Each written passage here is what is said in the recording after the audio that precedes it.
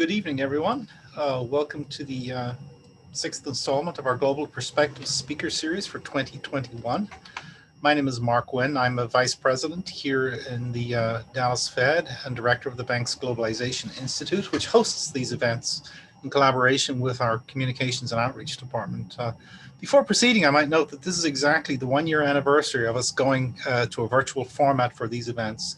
The very first virtual Global Perspectives event we did was April 14, 2020, and that was with Tom Honig, and it was an audio-only event.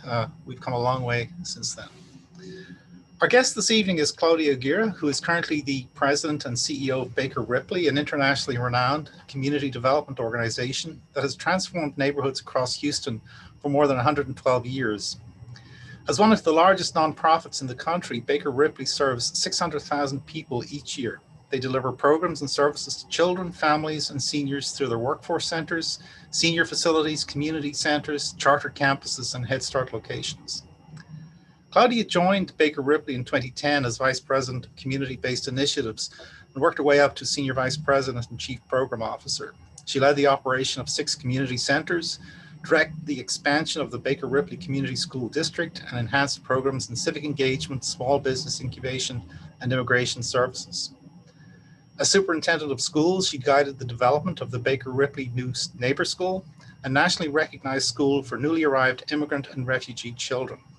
Claudia spearheaded the organizational implementation of its appreciative community building approach, which focuses on a strength-based model for community engagement. This remains at the core of the agency's purposes to keep the Houston region a place of opportunity for everyone.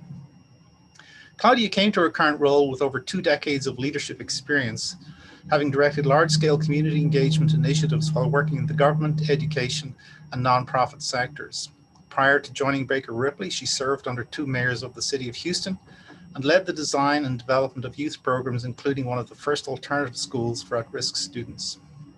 Claudia has received numerous education and community awards, having recently been named Woman of the Year 2019 by Solo Mujeres magazine, 2018 Women Who Mean Business by the Houston Business Journal, 2018 Women on the Move by Texas Executive Women, 2018 Mujeres Legendarias, and I apologize for the pronunciation there, Houston by Comadre I'm not even going to try the pronunciation on the rest of this, not being a Spanish speaker, and accepted the 2019 Lyndon Baines Johnson Moral Courage Award from the Holocaust Museum, Houston, on behalf of Baker Ripley. She holds a Master of Education degree, a Bachelor of Arts degree in Political Science, as well as Principal and Superintendent certifications. She also holds a Special Education certification and English as a Second Language certification from the Texas Education Agency, and as an Education Executive certification from Harvard University.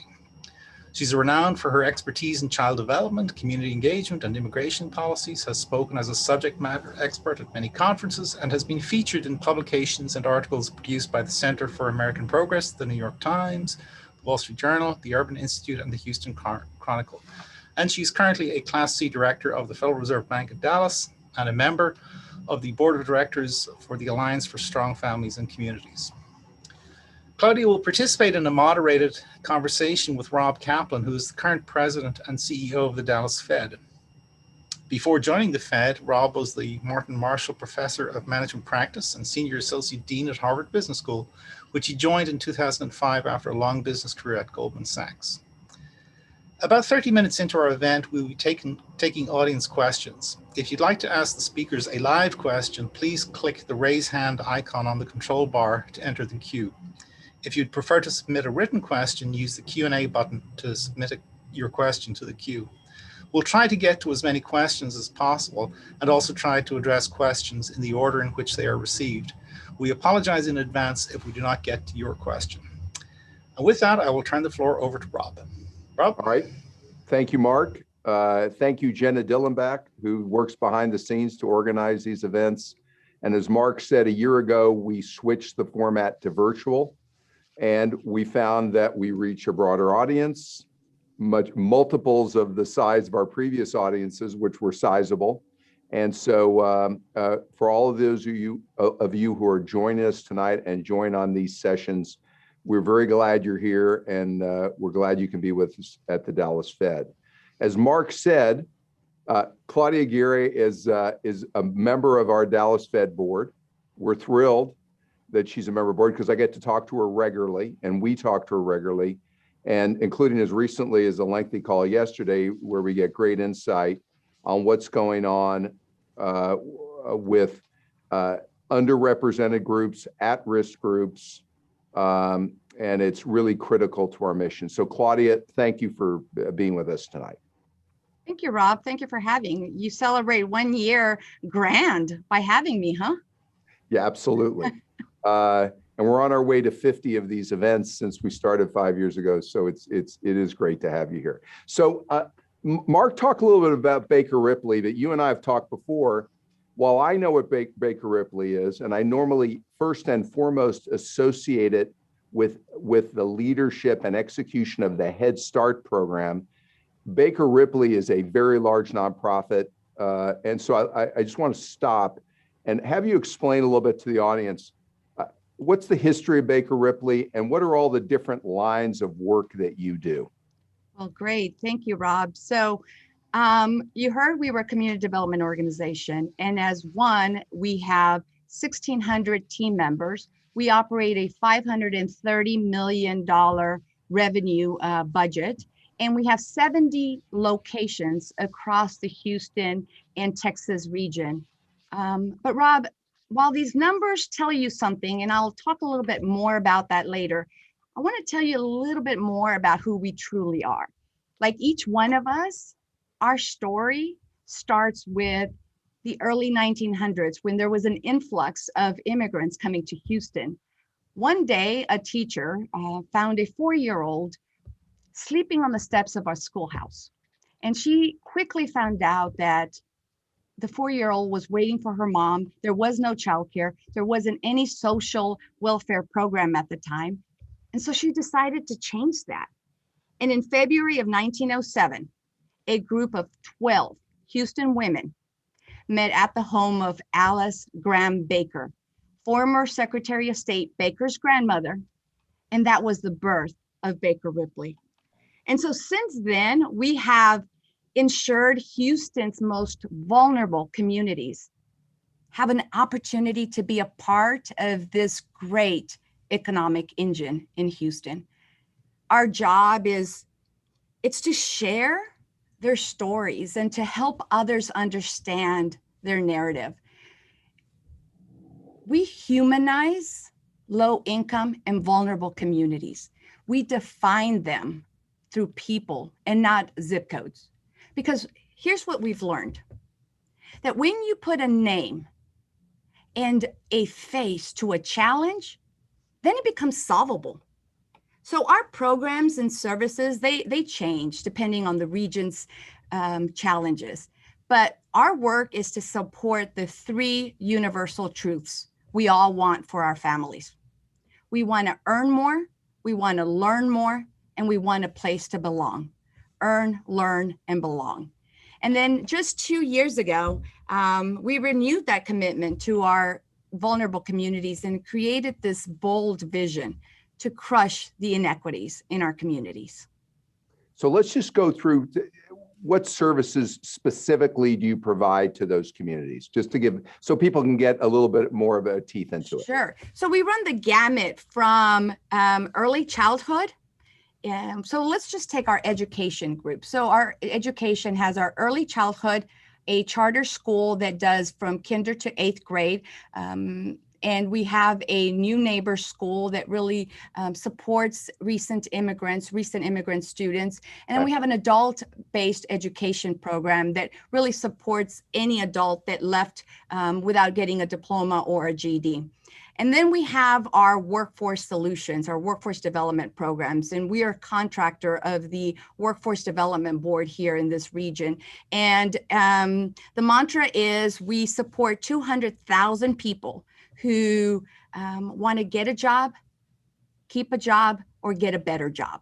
And you work in partnership with high schools and junior colleges to do that? So yes, we work in partnership with so many of the regions. We have nonprofits, we have other providers of workforce development, our community colleges, our ISDs. It just takes, an entire group of everyone trying to really lift people up, the socioeconomic But you mobility. orchestrate and organize those programs and help That's right. fund them too?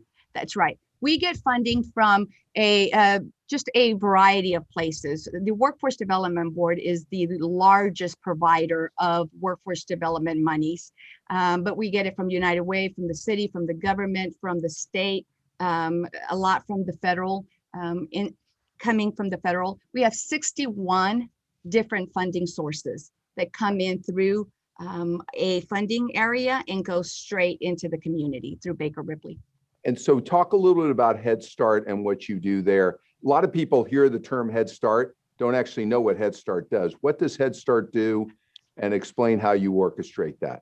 Yeah, so Head Start, let me just say, Head Start is the first teacher for a low-income student.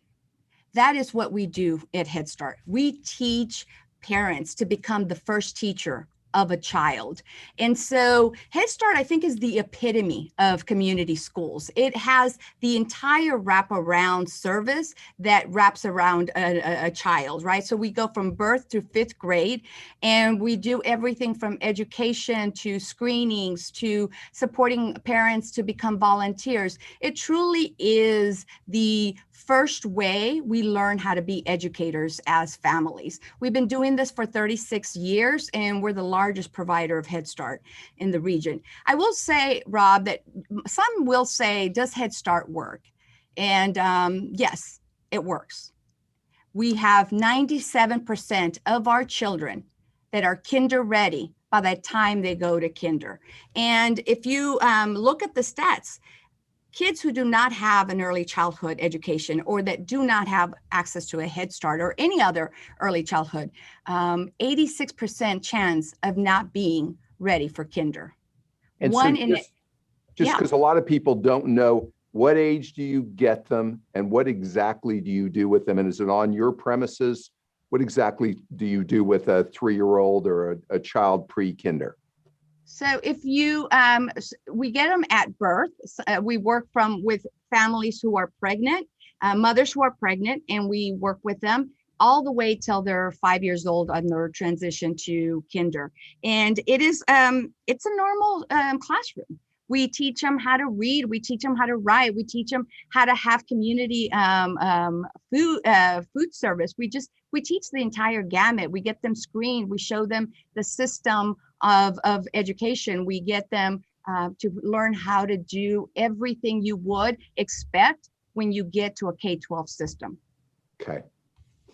Okay. So with that background, which is good to go through, as you sit here today, and you and I have this conversation on some regular basis, what's the biggest challenge you see in the city of Houston for what we call at-risk populations, low-income populations? What's the biggest thing you're seeing that concerns you? What's the biggest challenge? The biggest challenge is the disparities in education right now. So, we were talking about early childhood, but we have this continuum, right? So 1 out of 6 children not ready to go into kinder.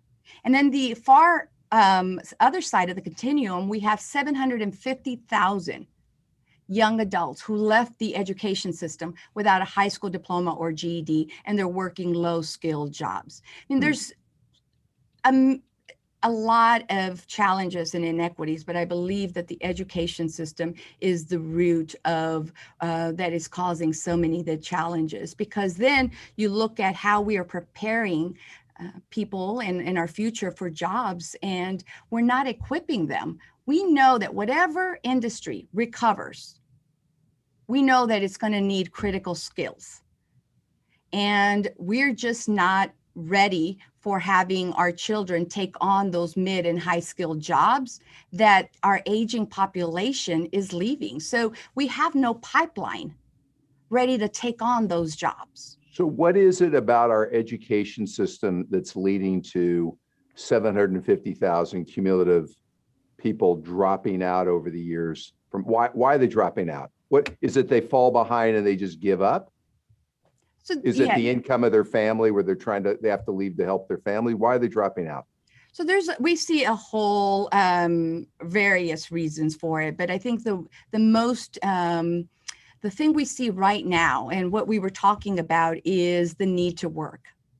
So, we think about the 15, 16, 17-year-old whose parents are having trouble finding a job, are undocumented, or just trying to figure out how to start a small business. Well, the children have to drop out of school to help and bring income to the household. So I think that's really the key, the child that we're really looking to support. I mean, this is our future, right? The Hispanic and Black kids living in our low income communities, right. They're sitting in a zip code where few resources are there. And right. That is who is our future workforce. And is the issue, once they drop out, it's very likely they'll never return to school again? Very, very unlikely that they will return. And then they're in the cycle for the rest of their lives. They're in likely low income, low skilled work. Well, that's right. They find a low skilled job and it works for a while until they get a family. And then what happens when you get a family, then you have to get a second job and then a third job. And next thing you know, you are working 2 to 3 jobs, working hard to stay poor. And you and I have talked about this, and it took me a few discussions to internalize this, but the folks that are dropping out, including that are dropping out today, and we're going to get to the pandemic in a moment, that are dropping out today, they often don't get a certificate, which I gather means they are likely not able to go for skills training because you need a certificate to go for skills training. So you're right. I mean, you need some type of high school diploma or GED, most likely to get into a credential or training certification program. And here's the thing, is that this challenge is not insurmountable. We know where the kids are. We have community college that have the dollars and resources. We have the entities, organizations in this region. We just have to embrace them and understand that the challenges have just been mounting for them. And we just need to remove all of those barriers. We have the training. We can get the children. We can get them trained and educated. We just got to work together. So when you meet that 15 or 16-year-old, is the first order of business to get them back into school so they at least get a GED? That's right. That's the first thing we can do. I think below that is if we need to have some grammar or some English skills that they need to take. But GED is the first step. If we can get the almost 1 million people here without a diploma, if we could get them into a GED, the stackable training certifications available is limitless. We can get them into a 6-week program and then a 2-year program. And we will see a difference between making $7 an hour to $23 an hour in the difference of between 6 months to 2 years. So now let's talk about pre-pandemic and then the pandemic. I gather, but you can comment on this, that we were making progress with these groups up until the pandemic. Not perfect, but we were working hard to make progress. What impact did the pandemic have on the efforts to limit dropouts from high school and to help these at-risk communities? So, Rob, let me just mention that prior to the pandemic, our communities were facing many challenges. Right. If you remember, they'd been recovering here in this region from 6 major disasters in the past 5 years: hurricanes, floods, this recent freeze that, as we know, Texas wasn't prepared for. And I'm going to ask you about that specifically in a moment. Yeah, so as all other cities in the country were facing similar challenges, let's start with one of the big ones: social equity issues, inequalities based on gender, income, and race, which, I truly believe is the root of so many of these challenges. But I think that the education and the job preparedness really impacted how our families saw social mobility ladder. We were on this route. We had community colleges, Greater Houston Partnership, United Way, Upskills. Everyone was working hard to get everybody on this ladder of socioeconomic mobility, get them trained. Then the pandemic hit. Industries start to hurt. And so right now, the big barrier is what industries recover? And how do we get people back to working in the industries that do recover? So let's talk about these groups. We know from our work at the Fed, as you know, that low-income workers disproportionately lost their jobs and lost hours. If they were in their own business, they're struggling. And their kids have disproportionately, from what we can tell in our conversations with you and others, their kids have disproportionately dropped out of school. So could you just take the audience through this, because it might surprise some people. They know the issue about low-income workers being more hurt by the pandemic. They might be surprised to hear the impact it's had on their kids staying in school. Yeah, so let's start with what our children in our education system wasn't prepared for. We weren't prepared for virtual learning. We didn't have basic technology. We didn't have basic connectivity in so many of our neighborhoods. And so we didn't have parents that were equipped to be teachers. I mean, much less teachers to have virtual learning. We didn't have parents equipped to be teachers. And then we had all of these services that historically are provided by schools, food, social services that we no longer afforded our children. So we put all of these barriers and these challenges to children, and no doubt so many of them dropped out. What we're seeing right now is that school is becoming one of the places where they find comfort in community. So some are going back and some have been back at school. But for the 15 to 19-year-olds who were not equipped to learn in an online virtual way, they're out. Their parents lost a job and they're now they're the $7 an hour worker. They're the $9 an hour worker because their parents can't find a job. They're working and being the breadwinner for so many of their families. And so you mentioned the storm. So how did the storm affect all this? You mean our winter storm that we got? Our recent winter storm. How does it affect? I know how it affects the whole population. How does it uniquely affect this population? So, Rob, you won't be surprised. Maybe you will, but when all of us who had broken pipes, things that needed to be fixed, we had to wait a couple weeks, maybe a month or two to get a plumber out, right? And get a contractor. Well, there's only so many in the city. And we, middle income and higher income, had access to all of the resources, to what was stocked in stores, to the contractors that were doing the work. Our families, our vulnerable communities that could not pay that kind of fee or didn't have access are living in homes with water. And, you take that, so many were still struggling to recover from Harvey just 3 years ago. So you have them right now in their homes, trying to recover, trying to get their homes fixed. They don't have a job. They're trying to figure out what to do with their kids. That alone, the toll that has on a family, on the children, it's insurmountable. They're drowning. All of us are hurting here in this region. We're all hurting from this, whether it's the pandemic or the winter freeze. But I will tell you that our vulnerable communities are drowning right now.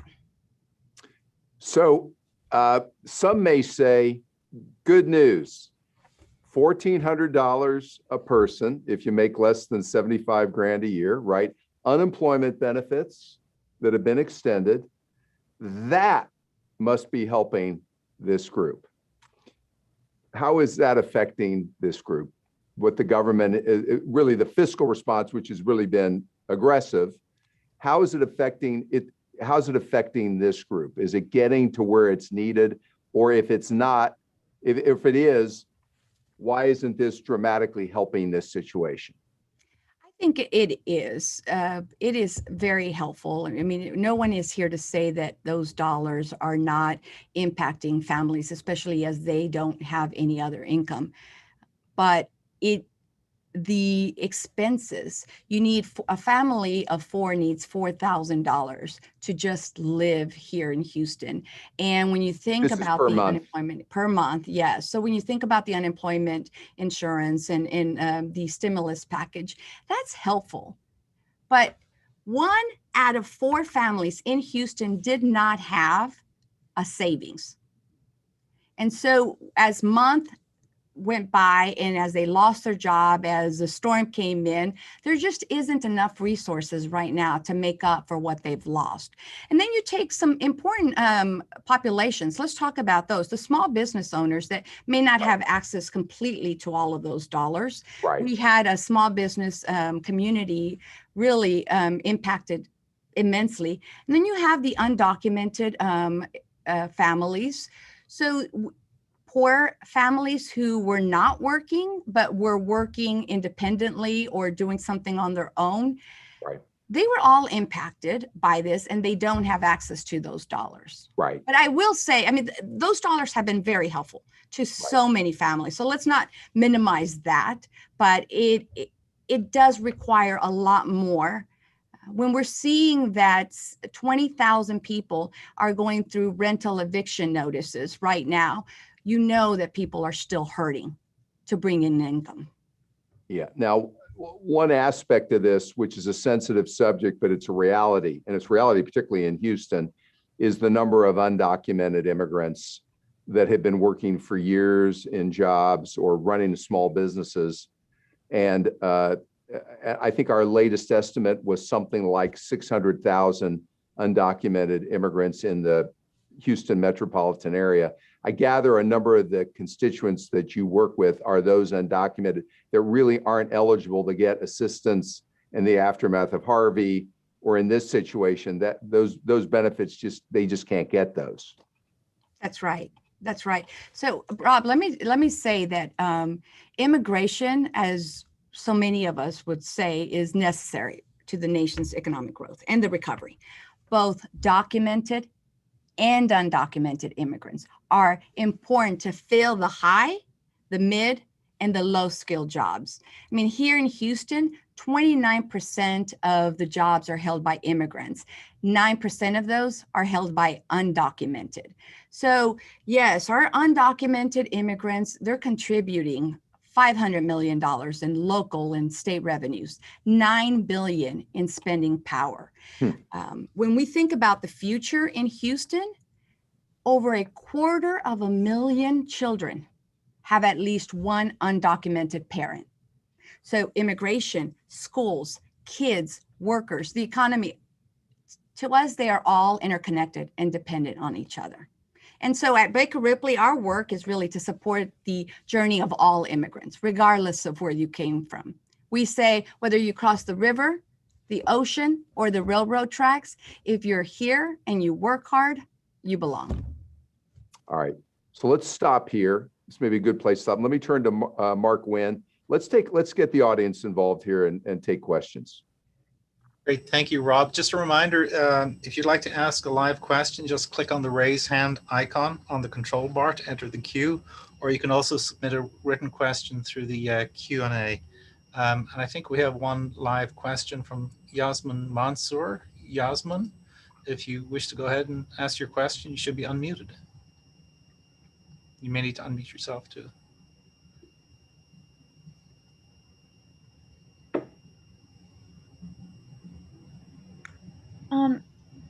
So you were talking about how it's really important for the kids that, maybe have dropped out of, school.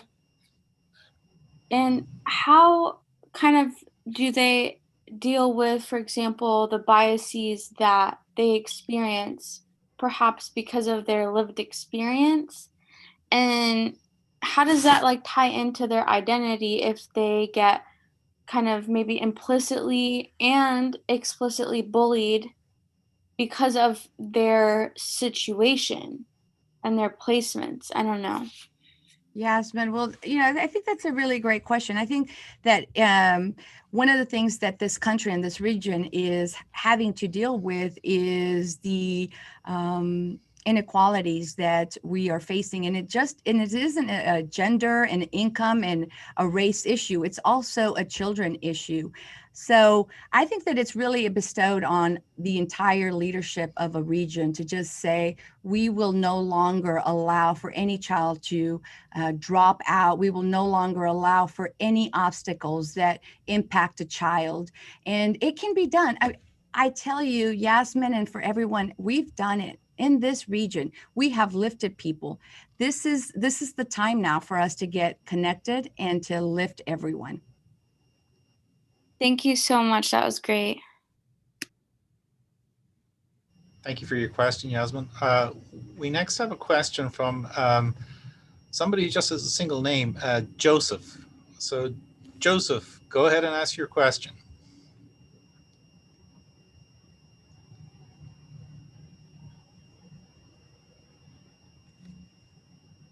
You may need to unmute yourself.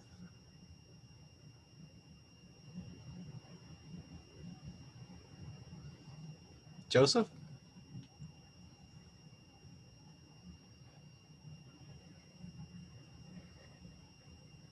Okay, let's move on. Next, we have a question from Phil Green. Phil, you want to go ahead and ask your question when you're unmuted? Hope you can hear me. I think Yeah. Hi, Phil. Just for the audience, Phil is also on the board of the Dallas Fed and is the CEO of Frost Bank. Unless this is a different Phil Green, but I don't think so. So, hey, Phil. Hey. So, Claudia, I just want to make sure I was understanding you earlier when you were talking about, you sounded optimistic pre-pandemic, that there were lots of resources. There was lots of, in fact, if I heard you right, money associated with, junior colleges and training programs and moving people along the line before the pandemic happened. That was encouraging to hear. And then you talked about how, what we really need to do is to somehow utilize that effectively, is what my interpretation or summary of what you're saying. What's the key to getting, if we can get back to that place, what's the key to getting the kind of operational success and execution for those resources? What do we need to do to use those effectively? Thanks, Phil. Hi, how are you? So I would say there's two things. One, it has to be about jobs, right? The entire continuum has to be about who can get a job. So if we're all working together, we've got the community colleges, Greater Houston Partnership, the ISDs, nonprofit, United Ways, everyone, we're all very good at providing what we do best. We coordinate like crazy. We do a wonderful job. What it's going to take is not just coordinate, but integrate efforts, right? So as we're seeing the public dollars, as we're seeing the private, we need to be able to leverage them. So many times we connect each other, we coordinate, but this time we really have to integrate. And all of us have to have one outcome, right? We each have our own outcomes and our outputs. We all have to dismiss all of that and say we have one outcome, and that is, did someone get a job? So as if you're a training center, if you're an employer, if you're a nonprofit, every one of us has to say, we will get this person a job. Thank you. Thanks, Phil. Next up, we have a question from Stephen Ives. Stephen, if you unmute yourself, you should be able to ask your question. Hey, Claudia. Hi, Stephen. I just, we've been talking a lot and advocating about the child tax credits, and you talked about the stimulus dollars and some of the funds that came, but as a matter of policy, I've heard a lot of talk about that as something that can have the most significant or a very significant tool to lift people out of poverty. I'm just curious as to your thoughts on that, what you're maybe seeing from your constituents initially, and if there's any likelihood it might have the kind of results that would make it a matter of regular policy, not just a one-time stimulus. Yeah, so Stephen, I mean, one of the things that we can look to is as we operate our tax centers, we see the big impact that the income tax, the child credit, all of those do on a regular basis without it being coming from the stimulus. So any special attention to a child credit or stimulus helping families with children will be very supportive and very good. You and I both know that so many of our families are struggling, and to just have that little support would be very beneficial. And this would be so let's talk about what form it should be in, because one of the things we've been delving into at the Dallas Fed is the state of for lack of the childcare industry. And what we've learned from this pandemic, it is thin margins, often mom and pop, and it's a challenged industry, and a number of the childcare centers haven't been able to make it because they've lost obviously enrollment, and it was a difficult business to begin with. What are you seeing in Houston in terms of what's left of the industry post-pandemic, and what needs to be done to rebuild the industry? So we're still seeing a very robust and strong industry, especially because in the communities of color, in the low income communities, it happens to be the neighbor down the street. It happens to be a friend of a friend. What the real work has to be is supporting those types of establishments and getting them the certifications that they need, the permits that they need, so that we can lift them up. And because they're the ones that are going to be taking care of our children. So if we could get them permitted and have the dollars help them with this from the stimulus, I think that will be a major difference for them. Okay. But I have to ask, for a mom and pop childcare center to get permitted, what do they need to do? Now I don't know. Okay, sorry. Now that would get. All right, but you can help It's been them a while. find out how to do it. Okay. Yes. Okay, good. Keep going, Mark. Okay, thank you for the question, Stephen. Next up, we have a question from Raymond Termini. Raymond, go ahead and ask your question when you've unmuted. Thank you. You know, studies have shown that the ability of children to be able to learn to read at a very early age impacts greatly on how they perform in school and whether they even stay in school. So what do you do with the 15 or 16-year-old who really can't compete? And you have to face that before they can even consider finishing school or going on to college. That's such a great question, Raymond. It just happens to be that what's great about so many jobs still is that we can train up. That's the whole concept of upskilling. It isn't just these jobs that are hard to train that we need to get our folks, our students training for, but there's so many jobs that we can do it.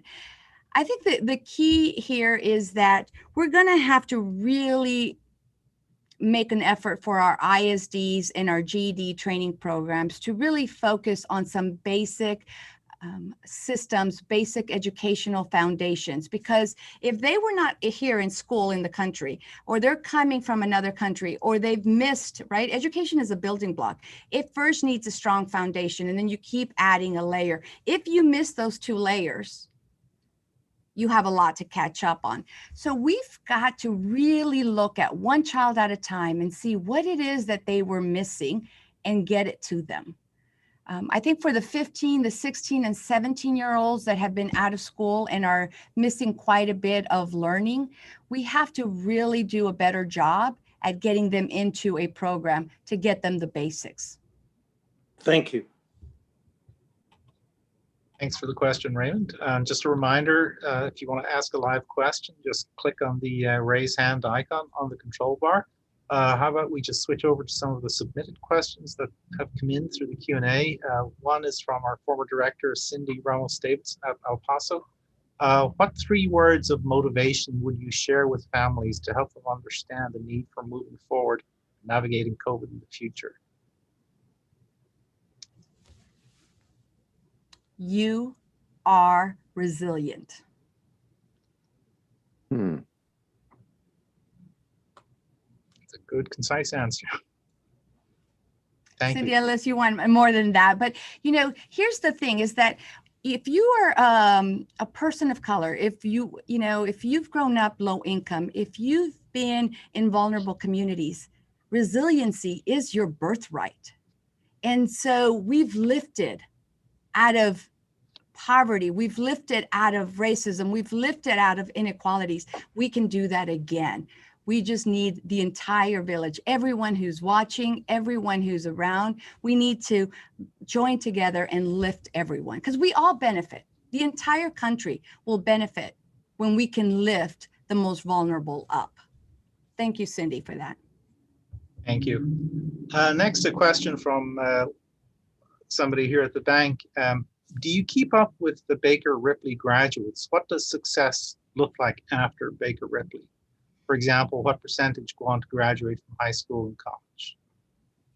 So after 113 years of existence in Baker Ripley, we have elected officials, we have city council members, we have state reps, we have Congress people, we have high school principals, we have elementary teachers, we have people running nonprofits here in this region and all across the country. So we have some wonderful feedback of people that have gone through the Baker Ripley system. I think each one of our programs has its own feedback loop, its own measurements, and its own area of student recollection, of collection of stories. But Baker Ripley has been keeping this region a place of opportunity for so long that so many have lifted themselves up through our doors. Can I ask, in cities throughout the United States, Baker Ripley is very unique in that it was in the way it was founded, the way it was funded. What do most other cities in the country do in this situation? They don't have a Baker Ripley. They might have a Head Start program, but they don't have a lot of services you provide. What's going on? They're just not able to provide these at all, or what's going on nationwide? No, Rob, I think that across the country there are. So what's unique about us is that we are a holistic service provider under one roof. But what isn't unique is how we partner. I mean, you heard from Stephen and you've heard from so many. I mean, our partnership portfolio is larger than what we provide in-house. So across the country, nonprofits do this very well. It doesn't matter what name is on their brand or logo, but their partnership, it's the services they provide. So it's not quite unique in terms of the rest of the country. They are, in our nonprofit sector, holistic services under one roof is pretty much a given in so many areas. Got it. Okay.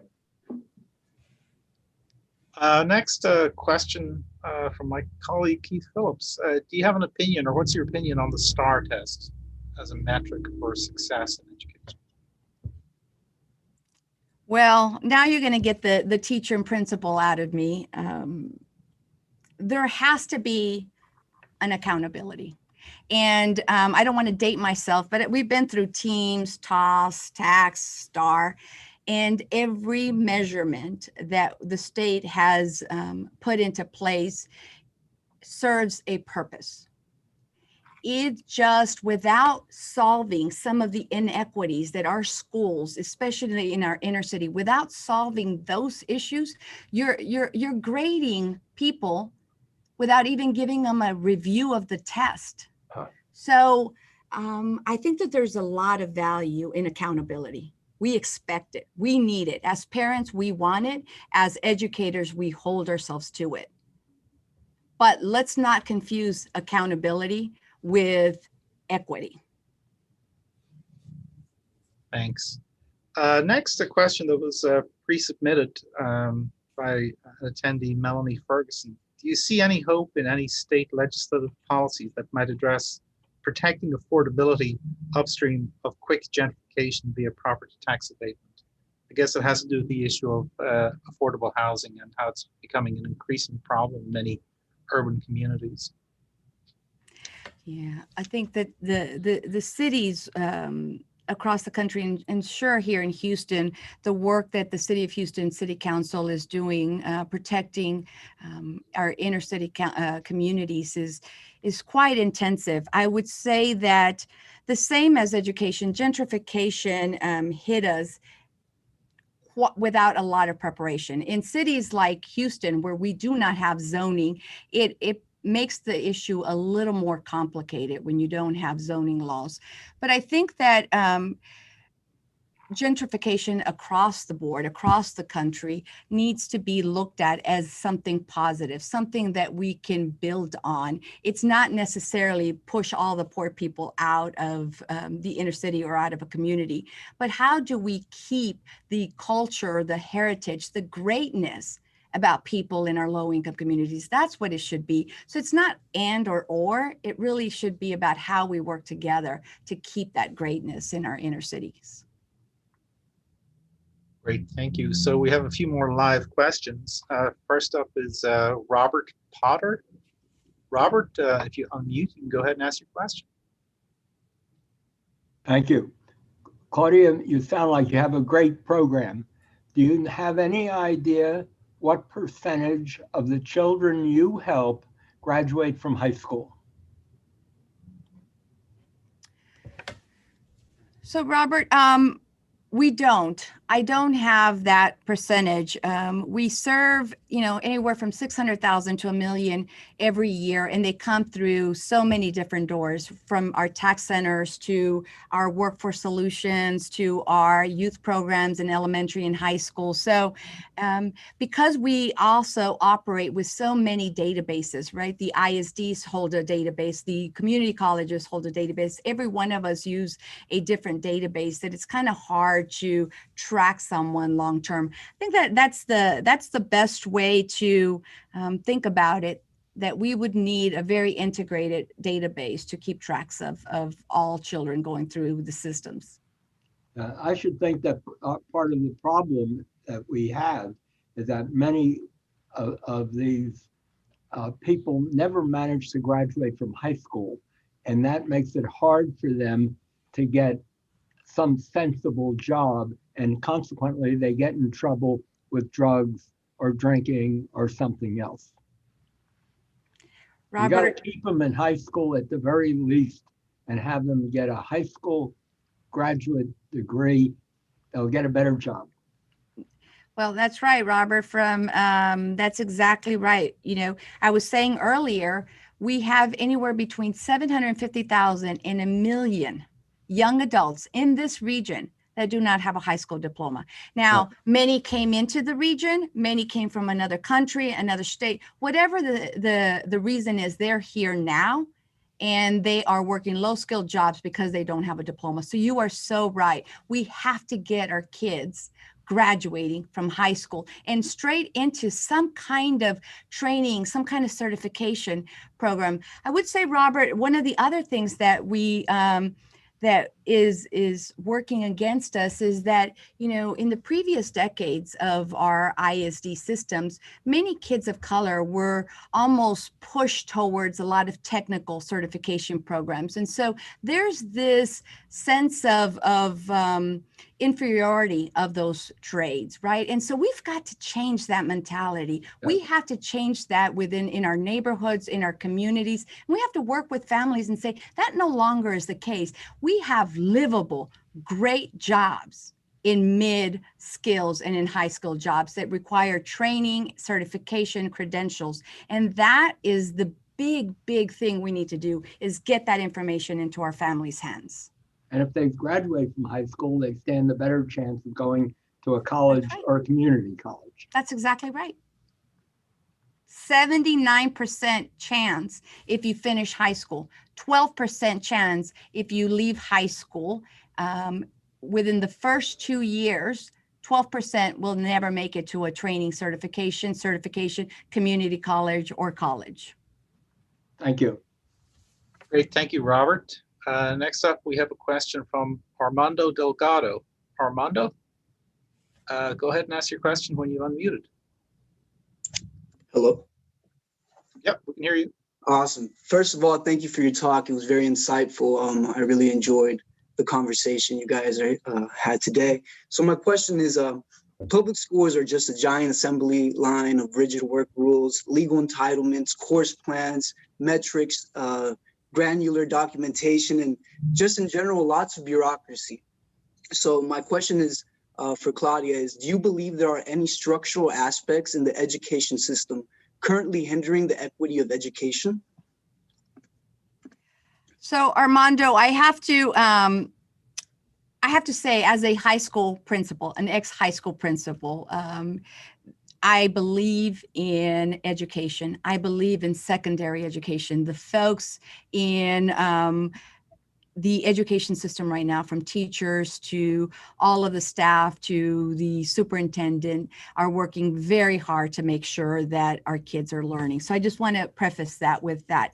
But I would say, I think, it's what we were talking earlier. The biggest hindrance right now are two things. One is the accountability, the state testing. And two is the need for resources, these wraparound services that we need to be able to give our families. I mean, one bad choice that a child makes when you're 15, 16 should not carry you throughout your life. So you get pregnant, or you have to get a job, or you get into trouble. And so what we really need to do is increase the non-educational services, resources provided to our children. And then we have to find an alternative to make sure that we as educators are doing well by our children and our students. I just don't believe the current state system is completely there yet. Right. And would mental health be one of the biggest? Absolutely. Help? Absolutely, Armando. I mean, I think of even like this pandemic, when you think about COVID, right? The 56% of those that succumbed to COVID were Black and brown. Where are they living? So when you're seeing left to right, people in your family, in your community dying, when you're seeing them lost with job, you know what that does to you as a child, as a student. And then you have to go to work. I mean, you have to go to school. You have to listen virtually with all of that going on. Mental health is one of those areas that we are needing to really spend some time to make sure we take care of our kids with it, because it's going to haunt us for years to come if we don't take care of it now. Amazing. Thank you. Thanks, Armando. Next up, we have a question from Amit Motwani. Amit, go ahead and ask your question when you've unmuted.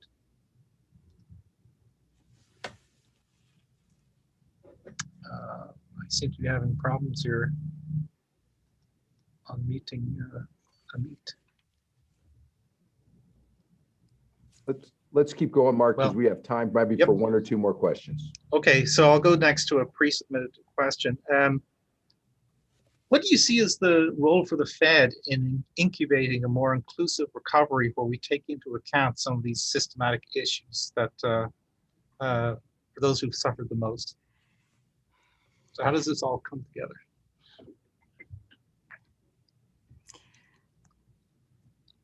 So how do we, so we have, as the Fed, in what you've done, we've done well by people. There was a pandemic and we had to ensure we were stabilizing the economy. I think that we've done a really great job. I think now it's a time to reconsider where we keep the rates at. I think it's time to consider who is hurting, right? So we've gotten able to help a lot of people. Now it's time to say, how do we start recovery? Like, we need to start recovery now. And we need to get past the sense that we are still in a pandemic. Yes, we have so many people hurting now, but now it's time to say we've helped enough. We've been there for the community. What's next? How do we recover the lowest income communities? I think that is such a soft answer for what the Fed should be doing or can do. So just to give the audience a little background, that's why probably Claudia's laughing, smiling, because I asked her on more than one occasion what the impact is of asset purchases and keeping the Fed funds rate at zero. And by the way, she's consistent. This is the answer that she's given me. And I think what you're saying, is a lot of these issues at this point are structural and probably have to do with a number of issues away from the Federal Reserve. Once we've stabilized things, you'd kind of like to see things as soon as we can get back to something more quote unquote normal. And we need some other structural actions to address these issues. Monetary policy may not be very well suited to address the issues we've discussed tonight. No, that's right. I think now it's the time for local communities to stand up. It is, we say no one else is coming, and local communities, the public dollars, everything is ready to be activated, the right expertise, the right experience, the right organizations. It's now going to be how we integrate it and how we touch base with those vulnerable and low income communities. That's going to be the key, is getting them out of, if you will, the shadows, so that we could start recovery. So let me, on that note, and we've got time for one more, I'm going to ask you a final question. We've got a broad group of people, big audience tonight, business leaders, community leaders, heads of families, parents. But the one thing they all have in common, the fact they're plugging into this call, pretty good indication they want to do something to help either their city or their state or their country. On the issues we've discussed tonight, what advice would you give to the audience here if they want to do something to help contribute to the kind of work you're doing? What could they do? Any suggestions on actions they could take that would help move the needle to improve this situation? So, Rob, yes, that's one of my favorite questions that I get asked all the time. How can I help? How can I make a difference? And so my answer is always the same. And I'm going to just briefly talk about this, how to get involved. Almost every nonprofit organization has ways that you can get involved. Find that organization that resonates with you, that addresses those passions you have. I mean, if your passion is children, we have organizations like the YMCA and Boys and Girls Club. If you want to work with immigrants, refugees, seek out a resettlement agency. If you want to better your parks, get on a parks board. There are 1.2 million nonprofits in this country. Just get involved. But I would say one last thing, Rob, is that nonprofits right now, more than ever, need board leadership and diversity. So when you're putting in the hard work, I want you to be bold and I want you to ask to sit on a board. Find that organization, volunteer, donate your time, and please your resources. I promise it's going to be worth your time. That's great answer, great advice. Claudia, thank you for your leadership. Thank you for all that you're doing to help the Houston community and the state and the country. And we appreciate your leadership, and thank you for being here tonight. Thank you. Thank you all for joining us this evening. Apologies if you submitted a question that we did not get to. You'll soon receive a survey asking for your feedback on this event, and we would very much welcome your candid responses. We hope you'll be able to join us for our last two Global Perspectives events of this spring, which will feature Fort Worth Mayor Betsy Price and former Xerox CEO Ursula Burns. Details on how to register can be found at dallasfed.org. And with that, we are adjourned. Have a good evening.